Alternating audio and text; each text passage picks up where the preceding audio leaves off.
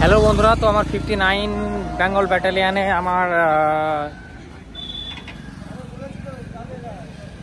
এসছি। আমার মাঠ ছিল, আমার বন্ধু এসছে, আমি বাইক নিয়ে এসছি। আসার কথা ছিল না, তাও আমরা এসছি। তো আমাদের মাঠ ভালোই হয়েছে, একটু ব্যতিক্রম যেটা না বলা যায়। তো আরও অনেকে বন্ধু এখানে তোমরা আসতে গেলে, তোমার এটা হচ্ছে সীমানগর মাঠ। তো সীমানগর মাঠ খুবই ভালো, এর আগে অনেকে হয়তো মাঠ করে গেছো। এখানে আসার সবচেয়ে নিকটতম স্টেশন হলো কৃষ্ণনগর স্টেশন। যারা কলকাতা থেকে আসবে তারা কৃষ্ণনগর স্টেশন থেকে নামবে, আর যারা মুর্শিদাবাদ থেকে আসবে তারাও কৃষ্ণনগর থেকে। আর এই লাইনে করিমপুর বাস যায়, এটা সকালবেলা আসবে। আর যদি কারোর মাঠ থাকে সে একদিন আগে আসতে পারো। তো মাঠ সবারই ভালো হয়েছে কম বেশি, ঠিক আছে। অনেকে পাস করেছে হেড কনস্টেবল। তো বন্ধুরা তোমরা দেখতে পাচ্ছ, তো তোমরা ভিডিওটা দেখতে থাকো শেষ অবধি। যাতায়াতের ব্যবস্থা আমি বলবো। আর এই দেখো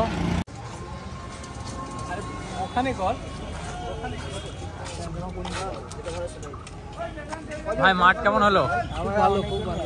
ভাই মাঠ কেমন হলো?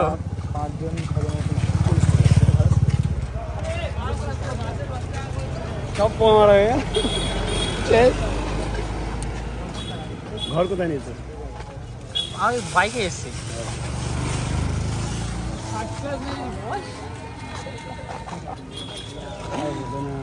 সব এক গ্রেডের, ঠিক আছে। ইউটিউবে তো কিন্তু কিছু শিখে তো গেছি, এটা আমাদের একটা খুব ভালো লেগেছে। আর এখানে এসেছি, খুব আমাদের ভালো বন্ধু হয়েছে। আর কি চাই, শিখে যাওয়াটাই বড় কথা।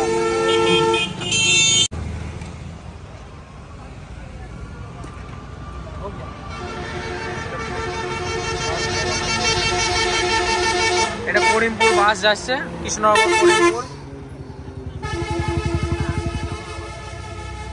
আদার এক্সপিরিয়েন্স গুড।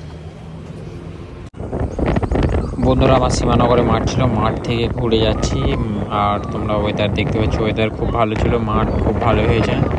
তো আমরা ঘুরে বাড়ি যাচ্ছি। আমি আমার বন্ধু ছিলাম, তো আমার বন্ধু ভিডিও করছে, আমি বাইকে নিয়ে গিয়েছিলাম। যাওয়ার কোনো প্রোগ্রাম ছিল না, তারপরেও আমি গিয়েছিলাম। তারপরে খুব ভালোভাবেই ঘুরে বেড়াচ্ছিলাম। আমরা বেথুয়া থেকে গিয়েছিলাম। তো বেথুয়া থেকে সীমানগর মাত্র 30 কিলোমিটার দূর। তারপরে আমরা একটা ঘাট পার হয়ে গিয়েছিলাম, ঘাটটার নাম হলো, আমরা লপাড়া ঘাট পার হয়ে গিয়েছিলাম। তো আমাদের এটা বেশিক্ষণ লাগেনি, 55 মিনিট মতো টাইম লেগেছিল।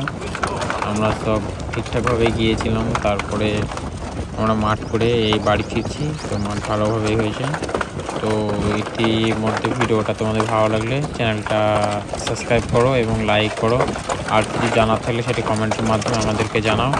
তো বন্ধুরা ততক্ষণ ভালো থাকো, সুস্থ থাকো। আর যাদের বিএসএফ হেড কনস্টেবল মাঠ কোন তারিখে পড়েছিল সেটা আমাদেরকে জানাবে।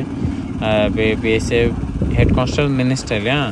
তো যাদের যেখানে পড়েছে, হয়তো অনেকে মাঠ ফেল করেছে বা ফিজিক্যালি পাস করতে কোয়ালিফাই হয়নি, তো মন খারাপ কোনো করার দরকার নেই। রিটেনের জন্য প্রস্তুতি নাও এবং রিটেন কোয়ালিফাই করার চেষ্টা করো। এবং এর মেন কাজ হলো যে এর টাইপিং স্কিল আরও বাড়াও, যার যত স্কিল আছে। তো বন্ধুরা টাইপিং স্কিল কার বেশি আছে সেটা আমাদেরকে কমেন্টের মাধ্যমে জানাবে। আমার টাইপিং স্কিল 27, 28 হচ্ছে।